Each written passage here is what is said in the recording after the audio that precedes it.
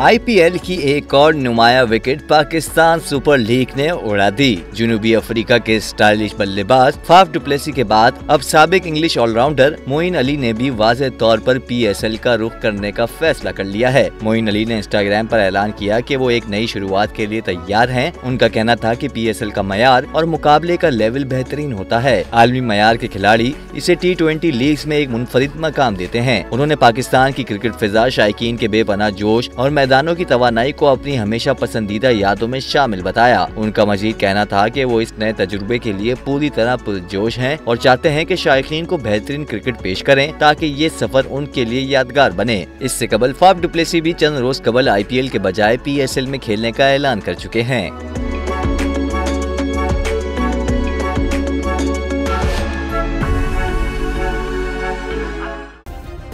Subscribe करें और bell दबाएं ताकि कोई खबर रह न जाए।